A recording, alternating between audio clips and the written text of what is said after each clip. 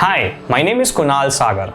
I'm a software developer from India with 12 years plus experience. I have worked with several leading organizations in leadership position and went full remote 3 years ago.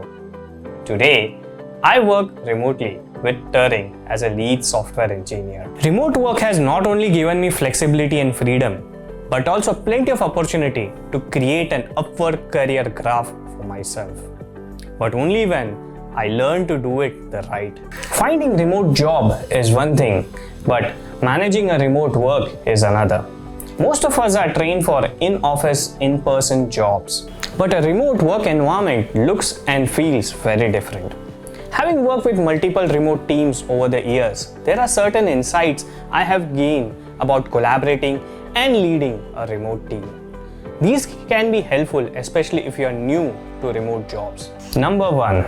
If not communicated properly, remote works can lead to loose ends and lack of clarity on asks and expectations.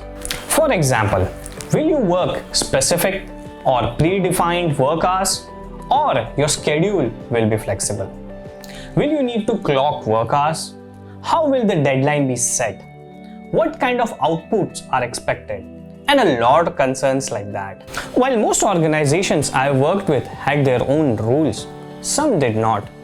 In those cases, I communicated early on with my manager to agree on asks and expectations.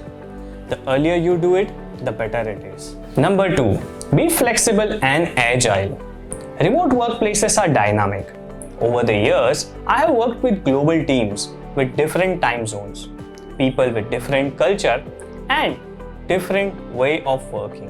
It is very important to have a flexible attitude and agility to learn, communicate and collaborate with diverse set of team needs.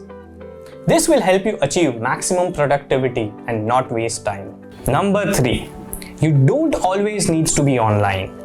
Now in my early days, I thought remote working meant to be 24/7, but I was wrong. Working remotely gives you a larger flexibility to design your day the way you want. Block out the time in calendar for meetings, coding, deep work activities, even for lunches, breaks, or just walking the dog if you have one. Working from home does not mean you cannot take breaks. Number 4. Don't be a yes man or a woman. Voice your opinion, concerns, and raise flags in stand-up and brainstorming sessions. I always encourage my team to explain what the problem is and what they think the solution can be. As long as their opinion is backed by solid conviction and proof of work, their opinions are welcome and valued. This also helps encourage initiatives, proactiveness, and honest feedbacks. Number 5. Share your holidays in advance.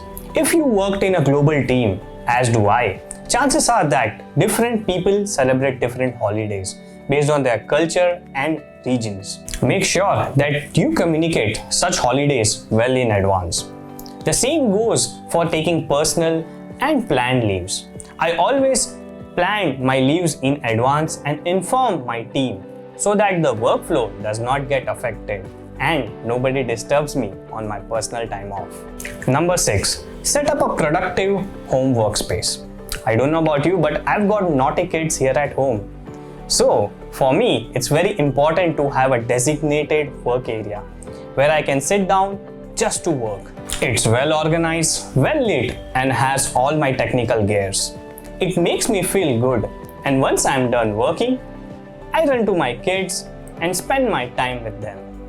A good workspace will help you to make clear distinction between work life and personal life and make you more productive.